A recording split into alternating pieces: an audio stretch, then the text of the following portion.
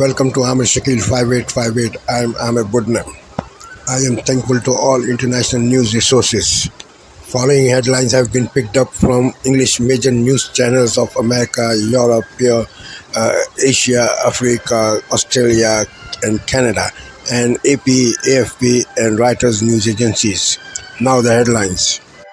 ISIS-inspired terror plot against Taylor Swift for concerts in Vienna, Austria.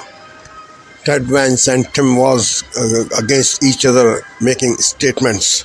Serious accusations. American election campaigns heat up. Storm Debby again making a landfall. President Biden says if Trump loses, there will be a bloodbath in Washington. Britain was peaceful despite of protests yesterday. Heavy police presence. Bangladesh new leader. Russia accused Ukraine of incursion in its territories. Vow to revenge this attack. When the Starliner spaceship crew will come back to Earth? Maybe in February. Paris Olympics are going smoothly. On Wall Street, Dow Jones Industrial, Nasdaq, and S&P 500 all went down. Now watch the channels. I spent 25 years in the Army. We can make sure that those weapons of war that I carried in war is the... Welcome to Jesse Waters Primetime tonight.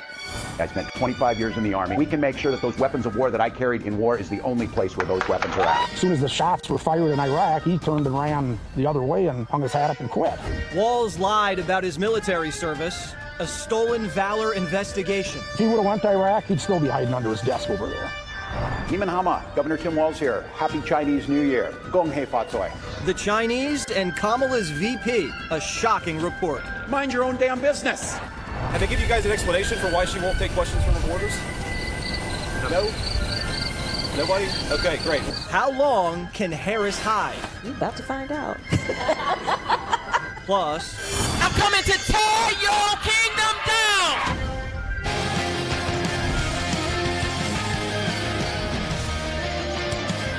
Democrats must be losing this election by a landslide because they're trying to brainwash you into believing their ticket is Jackie Onassis and John Wayne.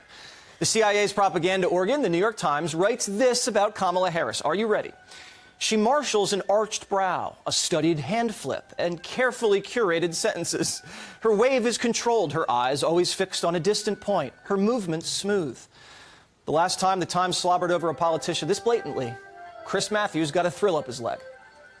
She was John Wayne last night. She was a leader, and she was clear that she was the boss. To speak to that room as if she owned it, she was the MC of that room. Laying on the flattery this thick, it kind of even makes Kamala uncomfortable. Even I don't like it when people kiss my butt that much. I'm looking at you, Gutfeld. There's rumors that Walz may not make it to the convention. You can see how hard the media is straining to lift this guy. As of 48 hours ago, they hated Middle America, avoided it like the Ebola virus, and mocked it as an ignorant backcountry. They're now praising the old white man from Minnesota as a relatable blue-collared family guy with a folksy charm.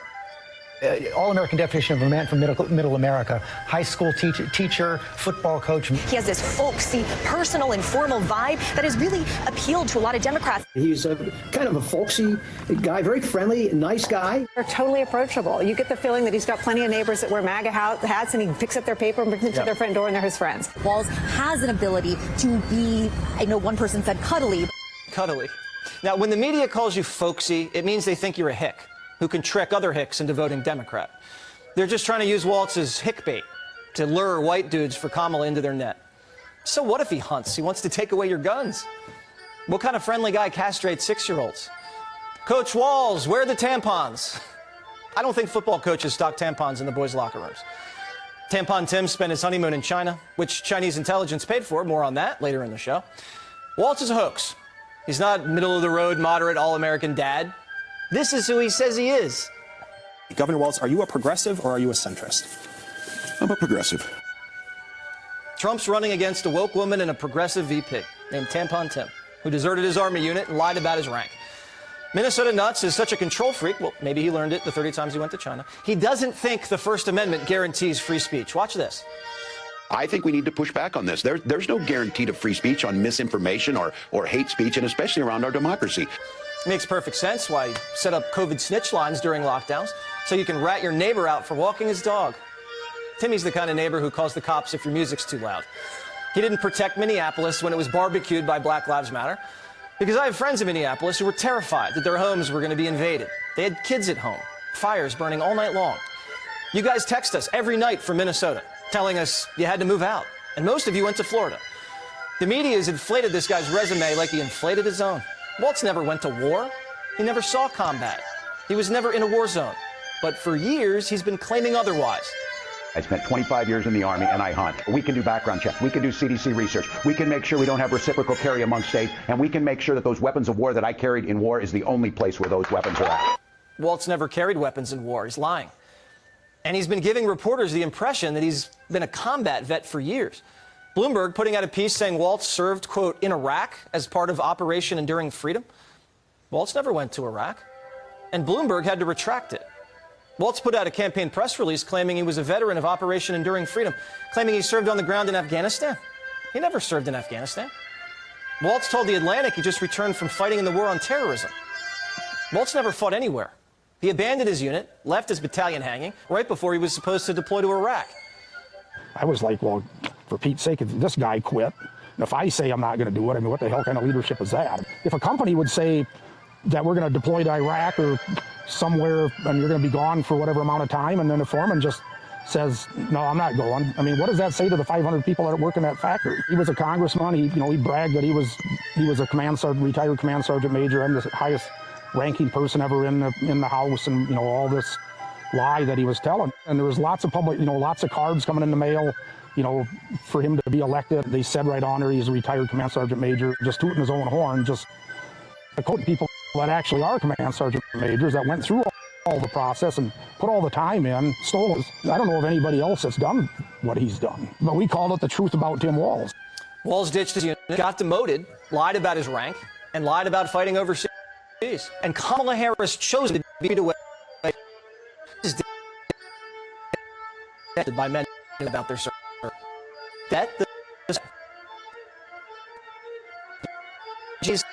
The Army unit abandoning child castrating to fund the police progressive with the nickname Tampon Tim. Maybe they did so to tap mainstream America. They didn't think this would matter. Or maybe they just thought the media would cover it up. Or maybe Eric Holder's trying to sabotage the ticket. Obama's wingman wasn't vetting this guy. Remember when the media thought J.D. problem? As far as we know, J.D. Vance didn't hand out tampons to little boys or let a city burn on national TV.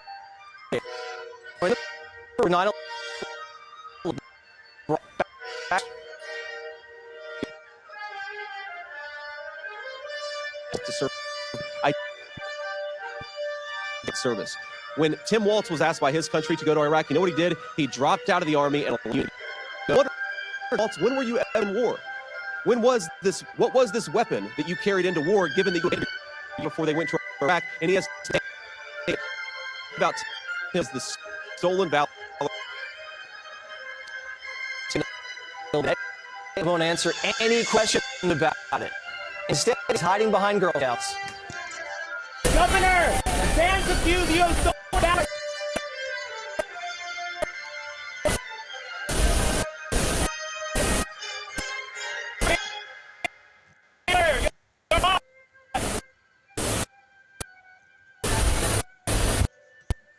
Harris, what about Kamala's tarmac in Wisconsin this afternoon to shame the press for participating in this pathetic cover-up? I figured I'd come by and one, just get a good look at the plane, because hopefully it's going to be by a few months. Answers from reporters and hasn't for 17 days. You guys an explanation why she? No? Nobody? Okay. I think because if you go in there, with the teleprompter. So have a good one, guys. Come up the lying weirdo to BP. Where she found out her husband Doug got the pregnant using human me to get them out of the mess they're in. Didn't earn the nomination, stole her president's war chest.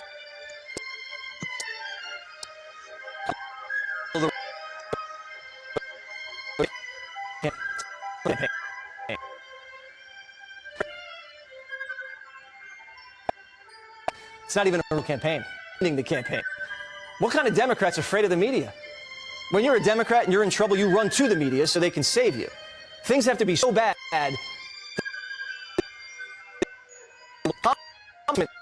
without the use or the age. And since she's too scared of it, she's paying people to say nice things about her. Watch. Last month, Sunday says she was hired by Protect Our Care, a progressive advocacy group that relies on anonymous donors. Video warning about Trump's second term. They almost help you script it, right? Right, definitely. She takes their talking points and puts them into her own voice, saying she always discloses when she's being paid. What's your rate? So a video just for a creator in my size, an average can go from $3,000 and 10,000 Democrat points. That's what CNN was. Tonight, Taylor Swift cancels 3 major concerts after police say they uncovered an ISIS-inspired terror threat. The race for the White House kicks into high gear. Harris and Walz hit the campaign trail while Trump and Vance go on offense. And Tropical Storm Debbie is about to make landfall now for a second time. First, organizers of Taylor Swift's Vienna concerts this week abruptly called them off after authorities said they uncovered a terrorist plot. ABC News has learned they were tipped off by U.S. intelligence officials arresting 2 suspected militants whom they say had pledged allegiance to ISIS, saying they seized bomb-making materials. Officials say a threat still remains. Late details just coming in. The race for the White House in full swing. Vice President Harris and running mate Tim Walz hit the ground running, kicking off their battleground state tour, while former President Trump and J.D. Vance go on the attack. Vance crossing paths on the trail in Wisconsin with Air Force 2, suggesting Walz, who served in the Army National Guard for 24 years, is guilty of stolen valor. Democrats pushing back. And what President Biden just said about his concerns if Trump loses. Selena Wang from the campaign trail and Rachel Scott standing by. Debbie isn't finished yet, picking up strength in the warm waters of the Atlantic before making landfall again, this time in South Carolina. Parts of the region prepare for another 10 inches of rain, doubling what's already fallen. And the Northeast is next. Residents are bracing for major flooding after a separate system wreaked havoc in the region and caused massive flight delays. Ginger Z and Victor Kendo report from the storm zone. Ukraine launches a major attack inside Russia, the first large-scale ground assault since the start of the war, attacking Russian forces on their own territory. Vladimir Putin holds emergency meetings, calling Ukraine's actions a large-scale provocation. James Longman with late reporting. NASA weighs its options to return the Starliner crew to Earth, considering using SpaceX to bring the astronauts home and possibly extending their stay in space into next year. And America Strong. The community is coming together and answering a call ahead of Tropical Storm Debbie, finding foster homes for hundreds of shelter animals in desperate need. Tonight, celebrating all those empty cages. From ABC News. From ABC News World Headquarters in New York, this is World News Tonight with David Muir. Good evening, everyone. Thanks so much for joining us on this Wednesday. I'm Lindsay Davis, in for David. We begin tonight with breaking news. Authorities thwart an alleged terror plot targeting Taylor Swift's European tour, her Eras tour, which is the highest-grossing concert in history. Authorities say 2 suspects have been arrested, accused of planning to attack one of her 3 shows in Vienna with tens of thousands of fans in attendance. The concert promoter says the shows were canceled after Austrian officials confirmed the plot. The suspects allegedly radicalized online, at least one of them a teenager who pledged allegiance to the Islamic State. U.S. intelligence alerted Austrians and European law enforcement about the plot. ABC's Maggie Ruley leads us off. Welcome to the Eras tour. Tonight, Taylor Swift scrapping all 3 nights of her Eras tour starting tomorrow in Vienna after Austrian police say they thwarted an ISIS-inspired terror plot targeting her concerts. Swift's team saying in a statement, with confirmation from government officials of a planned terrorist attack at Ernst Happel Stadium, we have no choice but to cancel the 3 scheduled shows for everyone's safety. The decision coming just hours after officials announced the arrest of 2 suspects they say made detailed plans for an attack after being radicalized online. One of the men, a 19-year-old, allegedly pledged allegiance to the Islamic State about a month ago. Authorities say the bomb squad removed chemicals from his home an hour south of Vienna. They are now testing for possible explosives. The popular Eras tour drawing record crowds of young fans. Many Americans have been flying to Europe to see Taylor Swift. Tonight, fans with tickets to the Vienna show sharing their disappointment on TikTok. The women in my family have been planning this trip for over a year. And we've spent thousands of dollars to come here and taking time off of work. Swift's sold-out Eras tour concerts in Vienna were expected to draw 65,000 Swifties each night inside the Ernst Happel Stadium and another 15,000 fans outside. This was the scene just days ago in Munich, where 40,000 fans who couldn't get tickets piled onto these hills next to the stadium just to catch a glimpse. ISIS has claimed responsibility for attacking concerts before. In Moscow just last March, gunmen killing 60 people. Oh my God. A suicide bomber killed 22 people at an Ariana Grande concert in the UK in 2017. And in Paris, attacks across the city left 130 people dead in 2015. ISIS is still out there. They are still active. They are still online. They are still recruiting. After the arrest, Vienna police were ready to move forward with the show, saying the concrete danger had been minimized, but they acknowledged an abstract threat remained. Tonight, Taylor Swift team not taking any chances. And Lindsay, Taylor has announced that all of those disappointed fans will be getting a full refund. Tonight, Lindsay, we're also learning from sources that it was a U.S. intelligence that found that at least one of those suspects had pledged their allegiance to ISIS-K in early July on the messaging app Telegram. They then passed that information on to the Austrians and Europol. Lindsay? Perhaps tragedy averted. Maggie, thank you. We move on now to the race for the White House. The newly formed Democratic ticket, Vice President Kamala Harris and Governor Tim Walz barnstorming the upper Midwest in this their first full day of campaigning together. One day after debuting the ticket in Philadelphia, Vice President Harris and Governor Walz spoke to crowds in Eau Claire, Wisconsin, and just outside Detroit. Republican Vice Presidential candidate J.D. Vance is shadowing their moves. Vance also in Eau Claire tried to cross paths with Harris and Walz on the tarmac. Democratic running mates continue their blitz through the battlegrounds in the coming days, with Vance not far behind. ABC's Selena Wang checks in from Michigan. Tonight, the race for the White House in full swing, with both campaigns battling to win the Midwest. Air Force Two and J.D. Vance's campaign plane meeting on the tarmac. Good evening, I'm Amna Nawaz. Jeff Bennett is away. On the NewsHour tonight, on the campaign trail with only 90 days until Election Day, the candidates focus on the swing states that will decide this year's election. We speak with a mayor in one of those battleground states about whether Kamala Harris can quell the concerns that Muslim and Arab Americans had with President Biden. More than just being tough on rhetoric, we're hoping that she pairs that rhetoric with tough policy. And a crucial front in the Ukraine war, how U.S. weapons are being used in the Russian-occupied region of Crimea. Thank you. Welcome to the NewsHour. With crisscrossing rallies, campaign cash hauls, and social media jabs, the 2024 presidential hopefuls made their cases to the American public today. For Vice President Harris, it was a chance to familiarize voters with her newly minted running mate, Minnesota Governor Tim Walz. Meantime, former President Donald Trump and Republican vice presidential nominee J.D. Vance sharpened their attacks against their opponents. We start the day's other headlines with severe weather. The effects of Tropical Storm Debbie are being felt as far north as the Great Lakes. The massive cyclone has collided with other weather systems, dumping heavy rain on highways and streets and stranding motorists in New York. It's also toppled trees into homes, like here in Ohio, where more than 300,000 people have lost power as of this afternoon. Debbie is out over the Atlantic right now, but will move inland by tomorrow before marching north towards New York and into Canada. Before that, though, there is more rain in store for southern states like the Carolinas. Today, North Carolina's governor warned residents to stay ahead of the storm. So preparation now means saving lives later. We expect this storm to continue its slow, gradual approach, bringing multiple days of heavy rainfall and the potential for widespread and even severe flash flooding. At least 6 people have died due to Debbie, most of them in traffic accidents or from fallen trees. New data show that the number of women getting abortions in the U.S. went up in the first 3 months of the year compared to before Roe v. Wade was overturned.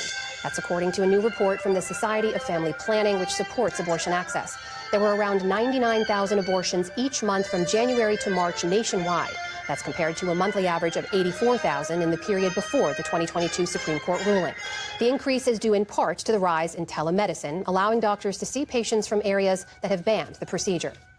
The United Kingdom is on high alert tonight amid concerns about a new wave of anti-immigrant violence. Shops in northeast London were boarded up following recent protests targeting mosques and minority communities. More than 100 police officers have been injured in the clashes. The riots have been fueled by misinformation over a stabbing in late July in which 3 girls were killed in the town of Southport. Social media rumors falsely identified the attacker as a Muslim asylum seeker. London's police commissioner says officials won't tolerate further violence. It is completely unacceptable, regardless of your political views, to intimidate any sector of lawful activity, and we will not let the immigration asylum system be intimidated. They're operating lawfully. The thugs and criminals who are targeting them are not. Police have made more than 400 arrests so far. 3 men have been convicted already for violent disorder, among other charges. In the Middle East, despite soaring regional tensions in recent days, ceasefire negotiations for the Israel-Hamas war are as close as ever. That's according to White House official John Kirby, who also said that the new leader of Hamas, Yahya Sinwar, is the, quote, chief decision maker on any progress towards a ceasefire. That all comes as Israel unleashes near-constant airstrikes in Gaza and put forward video claiming to show attacks on Hezbollah targets in southern Lebanon. Israel's defense minister had a tough warning for the Iran-backed militant group's leader, Hassan Nasrallah. From the look of things, Nasrallah may drag Lebanon to pay heavy prices. They don't imagine what could happen. I guess if they take a photo of Gaza, they will understand. But reason doesn't always prevail. Meanwhile, Turkey has formally asked to join South Africa in its genocide lawsuit against Israel at the International Court of Justice. Hamas welcomed the move, saying it affirms Turkish President Recep Tayyip Erdogan's support for the Palestinian cause. The family of the French explorer who died in the Titan submersible implosion last year have filed a wrongful death lawsuit against the sub's operator. They say that the crew experienced, quote, terror and mental anguish before the disaster, and they're seeking more than $50 million in damages. Paul-Henri Nargiolet was one of 5 people on board the Titan when it imploded on its way to visiting the Titanic wreck site in June of 2023. Lawyers for his family say that OceanGate, which owned the sub, failed to disclose important facts about the vessel and its safety. The 2 astronauts who went to the International Space Station in June for a week-long mission have been there for 2 months now and may not return until next year. That's because the spacecraft that took them, Boeing's Starliner, is not safe to return home. It's plagued by thruster issues and leaks. NASA said if Starliner isn't fixed, astronauts Sunny Williams and Butch Wilmore could hitch a ride with the next SpaceX crewed mission when it returns home next February. Officials said they have until roughly mid-August to make a final decision. 3 Taylor Swift concerts in Vienna have been canceled due to security concerns. The music megastar was due to perform in the city's Ernst-Happel Stadium on Thursday, Friday, and Saturday, but organizers called off the shows after officials arrested 2 suspected extremists. One of them is said to have been planning an attack on events such as those upcoming concerts. Organizers say that all tickets will be refunded. On Wall Street today, an earlier rally lost steam, dragging stocks lower by the close. The Dow Jones Industrial Average dropped more than 200 points. The Nasdaq gave back 171 points, or about 1%. The S&P 500 also ended lower on the day. And in Paris, it was a hot, eventful day at the Summer Olympics, but it began with some Winter Olympians getting their long overdue taste of gold. With the Eiffel Tower behind them, 9 U.S. figure skaters were honored for their first-place team finish in Beijing 2.5 years ago. The International Olympic Committee delayed the ceremony until a major doping scandal, which cost Russia its title, had been resolved. As for this year's games, spoiler alert, we have some results to share here. There was gold today for Team USA in women's track cycling and for Quincy Hall, who surged to victory in the men's 400 meters. Additional medals in weightlifting, skateboarding, and artistic swimming add to the U.S. medal count, which currently stands at 94 overall. Still to come on the News Hour, a controversy surrounding an Olympic boxer highlights the debate around gender and sports. An Arizona Republican who fought back against false election claims is ousted. Pandas return to the San Diego Zoo, and much more.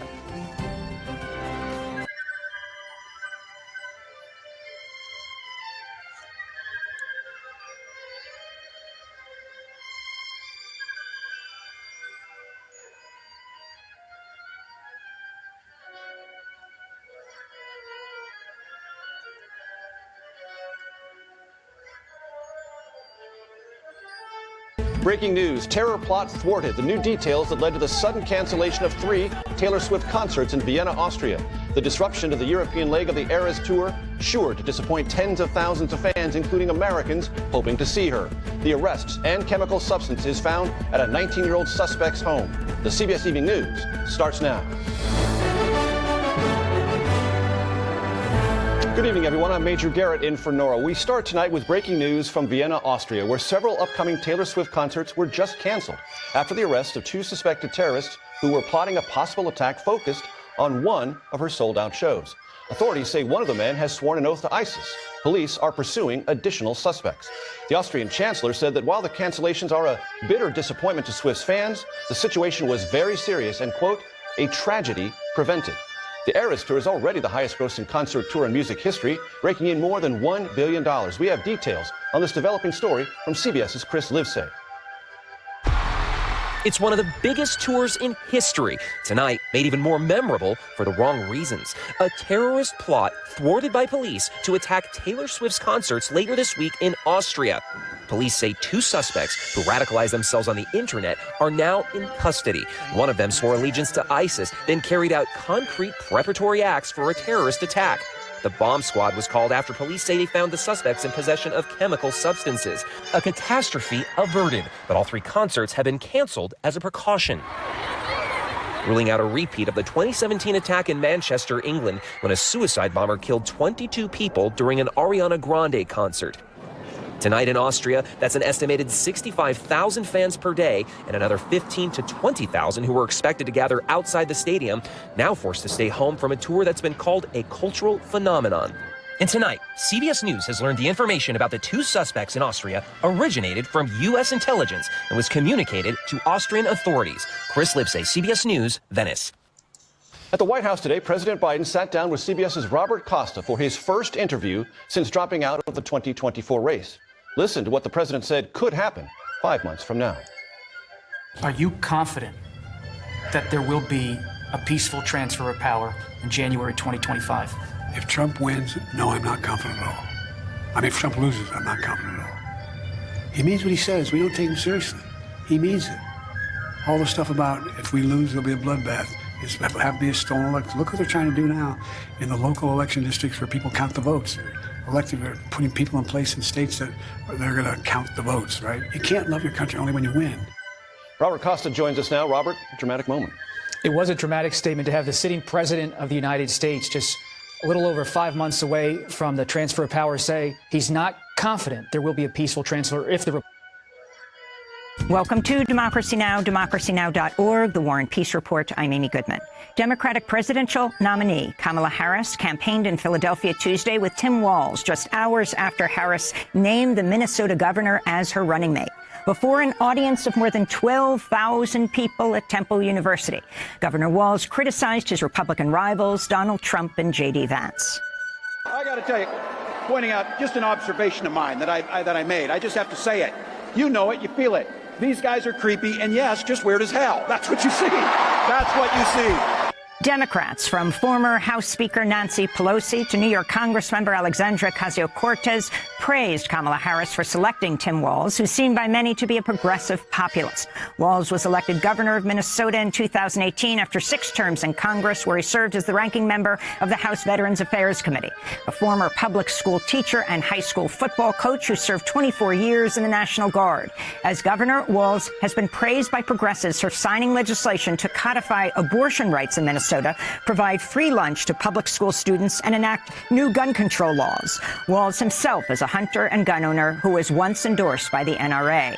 Pennsylvania Governor Josh Shapiro also spoke at the Harris rally in Philadelphia. Shapiro had also been in the running to be Harris's vice presidential pick. In news from Gaza, Israel's ordered Palestinians to leave the Beit Hanun area of Gaza City ahead of what's expected to be a new Israeli offensive. This comes as Israel's war on Gaza enters its 11th month. Meanwhile, Hamas has announced Yahya Sinwar will become the new leader of the group's political wing following Israel's assassination of Ismail Haniyeh in Tehran last week. Sinwar has served as Hamas's top leader in Gaza since 2017 and is credited with being the mastermind of the October 7th attack on Israel. One Hamas official told the BBC, quote, "They killed Haniyeh, the flexible person who was open to solutions. Now they have to deal with Sinwar and the military leadership," unquote. The news outlet 972 has revealed the Israeli army has been using Amazon's cloud services to store massive amounts of surveillance information on the population of Gaza. The news outlet also revealed Google and Microsoft have been providing the Israeli military artificial intelligence tools to help in its war on Gaza. A group of United Nations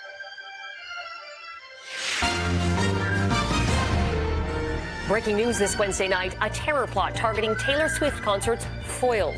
The reaction from fans. We should be able to go to concerts safely. And the consequences. WestJet's legal turbulence. The new lawsuit against the airline over compensation for customers. If the law says the airline has to pay, then they have to pay. What it could mean for some travelers. A surging wave of optimism. The whole dynamic is different. The fresh energy and enthusiasm among Democrats and how Republicans are reacting. Plus, medals, money, and more. There's no way to sugarcoat it. It felt terrible. What it costs Canadian Olympians who missed the podium. Global National with Donna Friesen. Reporting tonight, Carolyn Jar. After a spectacular launch, astronauts Butch Wilmore and Sonny Williams were delivered to the International Space Station for an 8-day stay. That stretched into months because of problems with Boeing's Starliner shuttle. First, it was a helium leak, and now it's a series of thrusters that are just not operating the way they intended. So NASA is not certain, Boeing is not certain if it's safe to return. 7 weeks into the mission, it was clear there was no easy fix. We don't have a major announcement today relative to a return date. Now, NASA says the astronauts may need to return on SpaceX's Crew Dragon in February of 2025 if the Starliner is deemed unsafe to transport people back to Earth. It's a huge blow for Boeing. It's a blow to them financially, and it's a blow to their reputation. All this as Boeing faces scrutiny at the National Transportation Safety Board hearings. The aerospace giant is struggling after a string of disasters, from deadly crashes to a door plug blowing off on Alaska Airlines jet mid-flight. This was Boeing's first crewed mission of the Starliner spacecraft. NASA and Boeing maintain the astronauts aren't stranded. There's a growing divide over how to care for transgender youth. A landmark report into gender services for children and young people says they have been let down. Access to drugs known as puberty blockers, now limited in several European countries. Sweden is overhauling its policies when it comes to transgender teenagers. Puberty blockers also facing political opposition in Canada and the US. Puberty blockers for minors? Do you agree with that? I think that we should protect children. Many experts say the drugs are life-saving, a crucial treatment for youth in distress. For my daughter to experience male puberty would be devastating. I've had patients who refuse to eat or sleep until they're able to move ahead with interventions. But with a rise in youth presenting at gender clinics and the risk of potential side effects, what are the challenges to prescribing responsibly? The last thing that I want to do as providers, is cause harm. And where does this debate leave young people and their families as ideological battles swirl around them? Yes, let's just get mad and shout trans rights are human rights. We're in Alberta, the province planning to ban puberty blockers and hormones for anyone under 16 who isn't already receiving them. Enabling children to alter their very biology poses a risk to that child's future that I, as Premier, am not comfortable with permitting in our province. Things are really tense here in Alberta. The government says its plan is about protecting kids, but trans youth we've spoken to, their parents, their doctors, they say it would have the exact opposite effect. At this gathering for trans youth and their families in Edmonton, we meet Patricia Zentilli and her trans daughter. Zentilli says puberty blockers have given the 13-year-old a chance to live. I think there was definitely a sense of relief, like, okay, I don't have to worry that my body's going to start doing these things that are going to feel even worse. Because for my daughter to experience male puberty would be devastating, and her mental health would definitely be just at risk. I don't think a government belongs in private medical decisions, like about our a private with this minority of vulnerable people. The Canadian Medical Association echoed that criticism, writing it's deeply concerned about Premier Danielle Smith's plan, adding Canadians have a right to make personal choices about their health free from political interference. But polling suggests 42% of Canadians agree with Smith's planned age restriction. For someone out there who thinks that, yes, restricting the use of puberty blockers is a good step, what would you say? Before I had a trans kid, I might hear a policy like this and go, oh, well, that makes sense. They shouldn't be doing anything like that until they're older. But when you actually have a trans child, you realize, wait, no, they know who they are.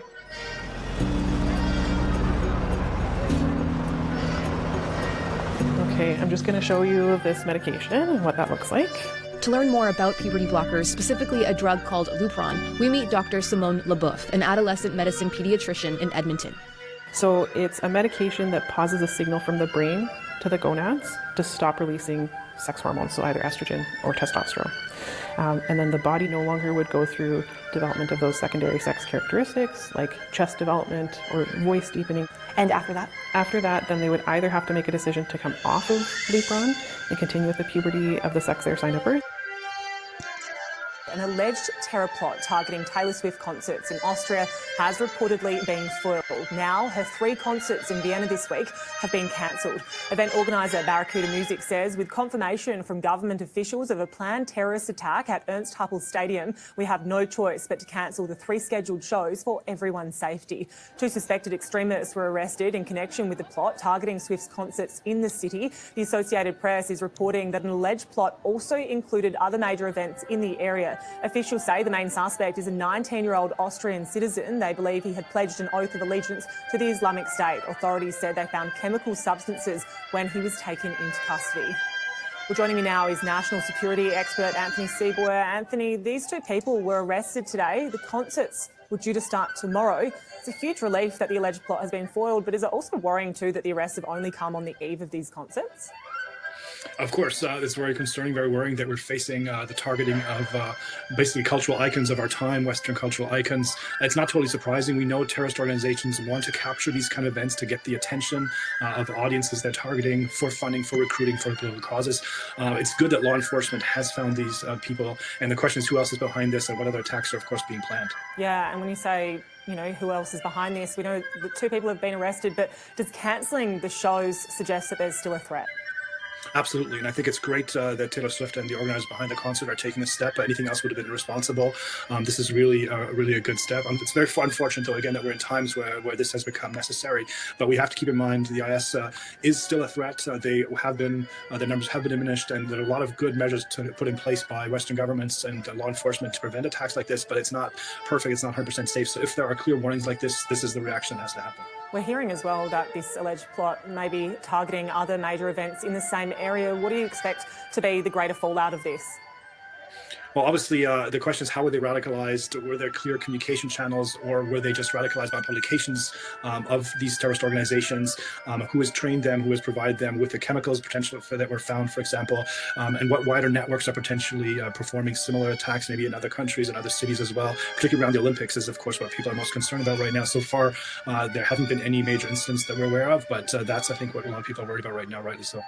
So this is not the first time a popular musician's concert has been targeted. Does this, I suppose, bring into question the need for more security in these concert venues? Follow me here for breaking news and stories from Southeast Asia on France 24. Matt Hunt, one of the 200 France 24 correspondents around the world. This is Daybreak here on France 24. Good to have you with us today. I'm Stuart Norval. The main headlines: thousands of anti-racism protesters taking to the streets in a series of English cities to block any repeat of far-right violence that once again had the police on high alert. In some cases, officers ending up protecting the far outnumbered right-wing demonstrators. The Vienna leg of a tour by the American megastar Taylor Swift has been cancelled after Austrian police arrested an Islamic State sympathiser in connection with an attack plot.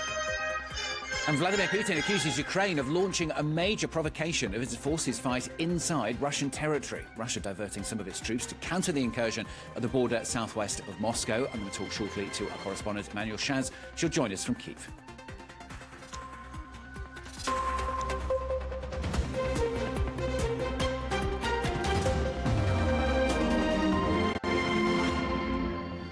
Whose streets? Our streets. Refugees are welcome here. Just some of the chants ringing out at locations across the UK last night as anti-racism protesters turned out to counter planned anti-immigration protests. No sign then of the mobs who've rampaged through towns and cities for over a week now. In some cases, the police had to actually protect the few anti-immigration protesters from the anti-racism counter-demonstrators. Caitlin Kelly has more. A message heard across the UK on Wednesday as thousands took to the streets to counter planned anti-immigration demonstrations.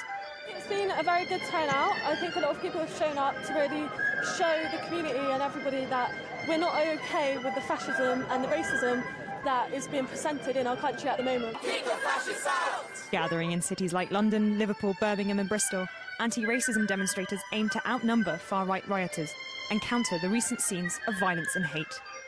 Some demonstrators gathered to protect organisations specialising in immigration, believed to be possible targets for far-right groups. Look around. There's no trouble. Everyone's getting on. Look at the different complexions of people, all the different religions and races. Everyone hugging each other, shaking each other's hands, getting given water. In London, over 1,000 extra officers were ready to deploy amid concerns of yet another night of violence that has marred the country over the past week. Despite clashes with some far-right agitators, many locations were more peaceful than expected. It is really calm. The Vienna leg of a tour by the American megastar Taylor Swift has been cancelled after Austria arrested an Islamic State sympathiser in connection with an attack plot. The authorities saying the 19-year-old sympathiser had a focus on Swift's 3 upcoming shows there. Gareth Garland reports.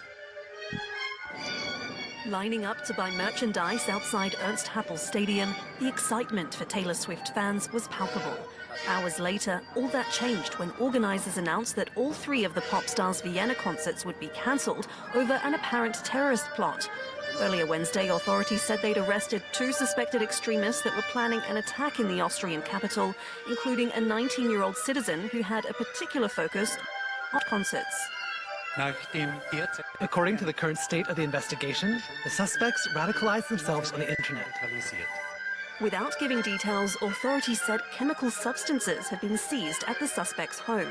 On social media, the Austrian Chancellor said the cancellation was a bitter disappointment for fans, while stressing the importance of staying vigilant.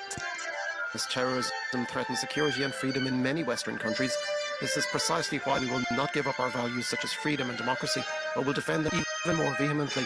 These values are the foundation of our society and make us resistant to extremism and terrorism.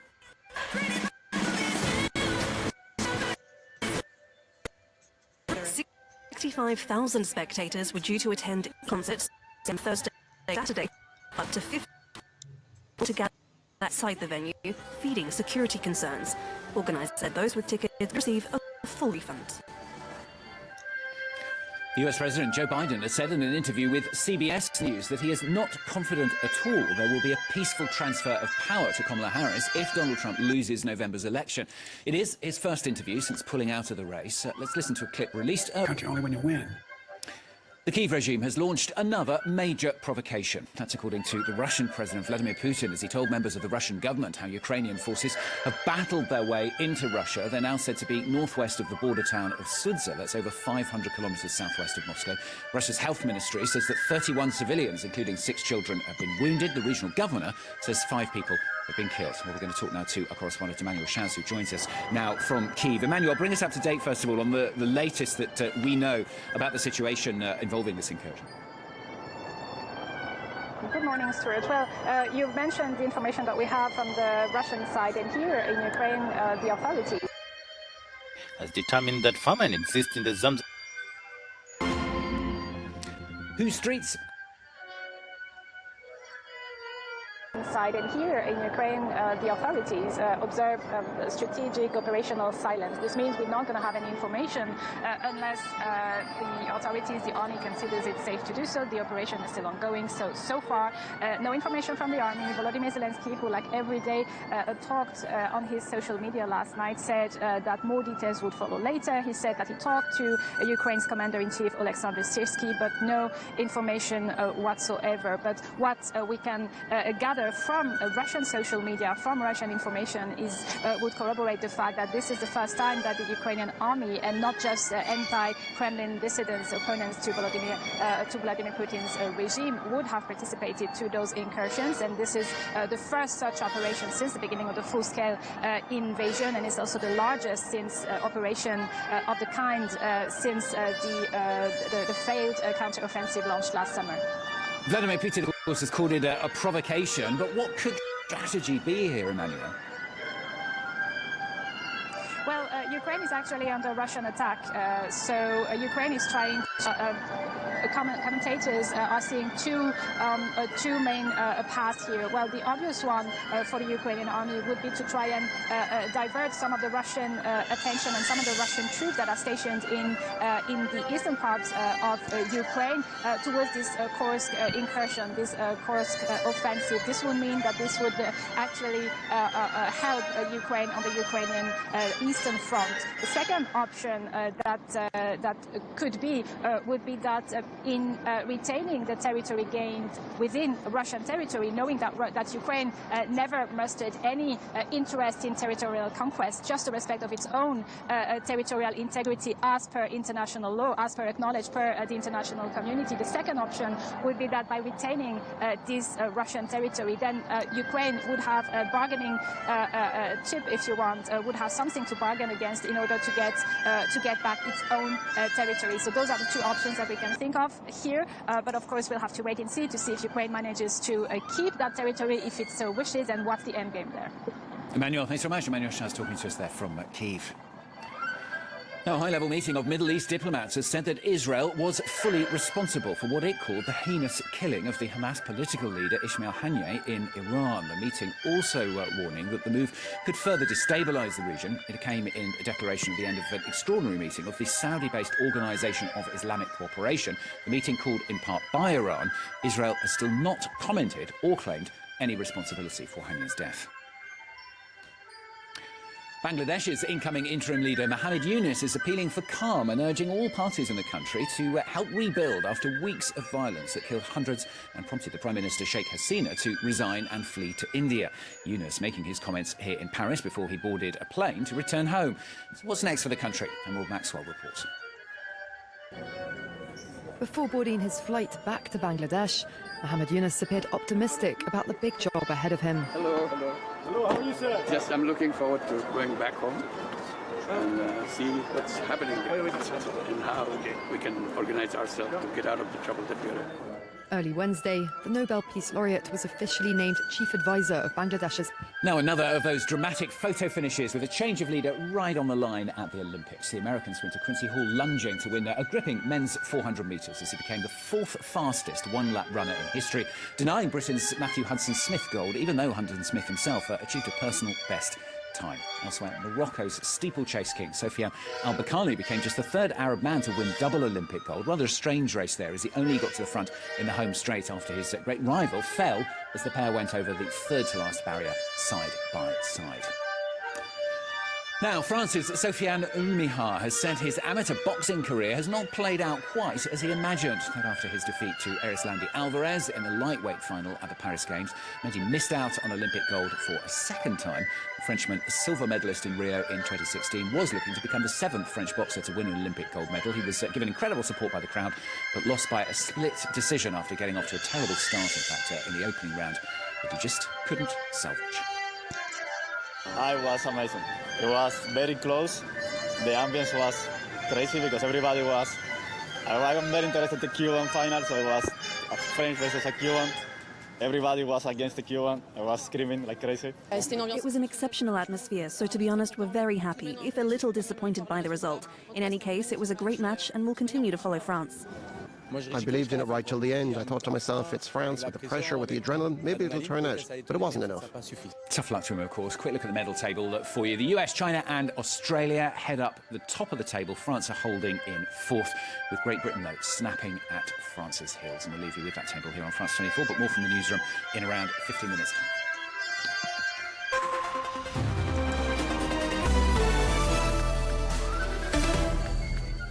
This is DW News, and these are our top stories.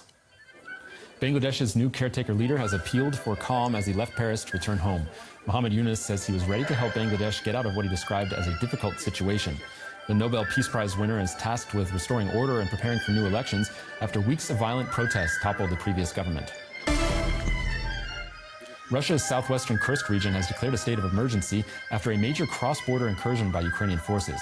Russian President Vladimir Putin described the incursion as a large-scale provocation. Ukrainian troops, supported by tanks and artillery, crossed over the Russian border from the Sumy region on Tuesday. Thousands of demonstrators have turned out in London and other cities across Britain to protest against racism. The rallies come after days of far-right rioting, the worst unrest the UK has seen in over a decade. The outburst of violence followed rumors spread on social media falsely linking a stabbing attack to an asylum seeker. You're watching DW News from Berlin, and there's more on our website. That's dw.com.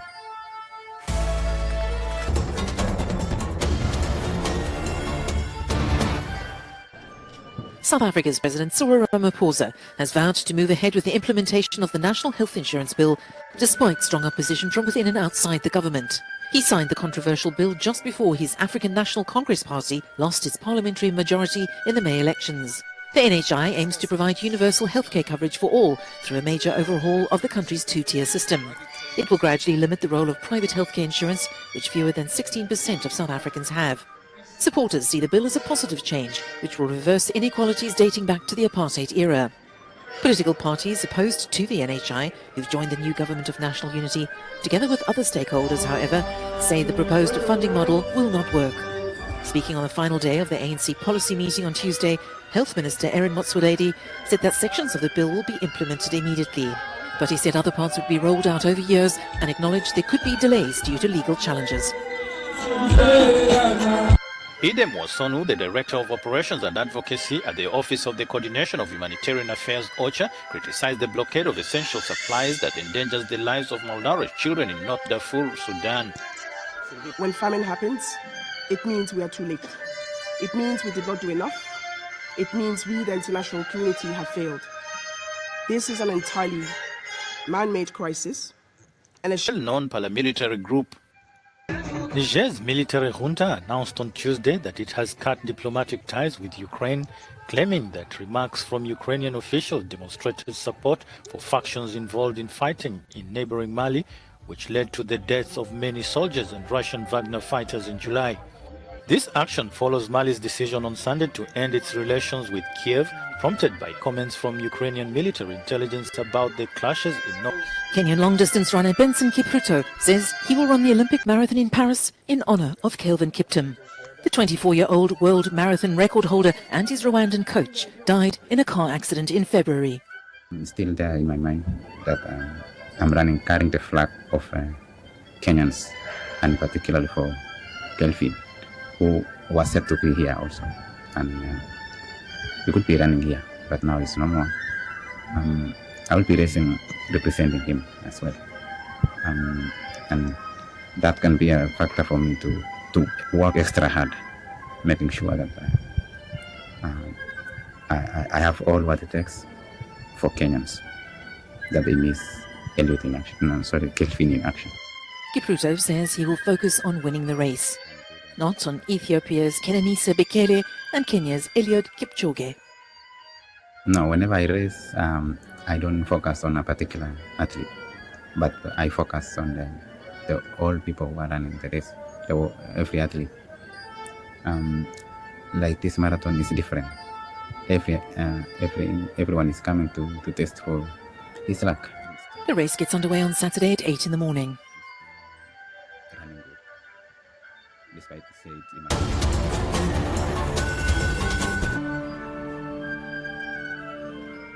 Is Asia Now. It's 12 p.m. in Singapore and Hong Kong, 9:30 in New Delhi, and 11 o'clock in Jakarta. I'm Rani Samtani. At this hour, Nobel laureate Muhammad Yunus set to be sworn in as the leader of Bangladesh's new interim government. He's called for calm in the wake of weeks of violence that led to the ousting of the country's premier. Criticism over a Thai court order disbanding the country's most popular political party. The UN calls it a setback to democracy as Move Forward politicians vow to form a new faction to continue their movement. And thousands of counter-protesters filled the streets across England to denounce racism and oppose days of far-right violence that have had UK police on high alert.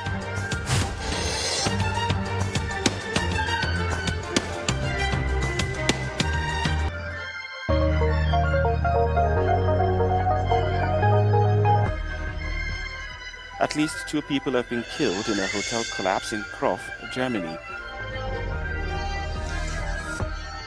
Hundreds of ethnic Serbs protest against the Kosovo government's move to open the main bridge in Mitrovica.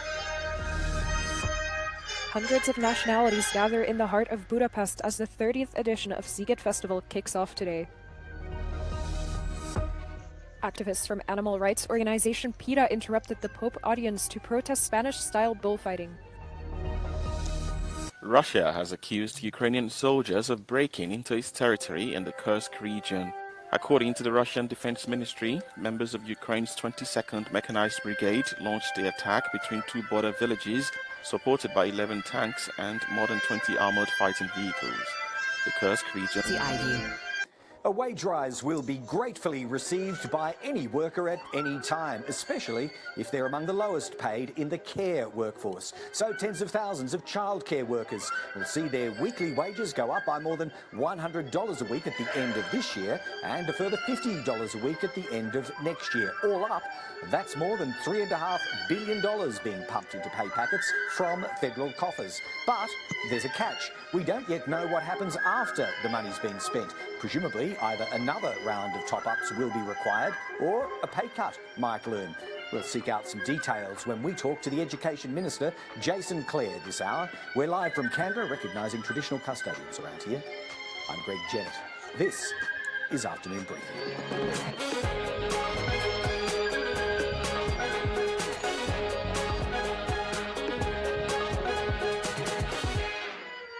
Also on the program today, Parliament resumes from the long winter break next week. A ministerial reshuffle and today's childcare wage subsidy are just two of several attempts by the Albanese government to reset itself for the run to the next election. We'll get an assessment of what's changed, if anything, in the government's fortune since it went into the winter break. You might recall bearing a few battle scars with the defection of a senator and ongoing troubles in immigration and home affairs at the time. That's coming up a little later this hour. Now, the Prime Minister was out in full force with his two ministers, Jason Clare and Anne Ali, at a childcare centre in Sydney, spruiking their wage subsidy announcement today. It'll mean that ahead of the next election, childcare costs, which are one of the key stressors for families, won't increase uncontrollably or astronomically. They'll be pegged to just over 4% for everyone getting the government cash. So here they were with Anthony Albanese alongside a group of by riot police. And thousands of anti-racist demonstrators gathered at an immigration centre in Walthamstow. No clashes here. It's hard to see how anybody could even get remotely close to this building to do any kind of damage. This community has turned out in their hundreds to mount the most extraordinary defence of this former church. It could have been the threat of stiff prison sentences handed out to previous rioters. It could have been the increased police presence. If the far right were here, they didn't show themselves. But that is not to say that this is over. Nick Martin, Sky News, Liverpool.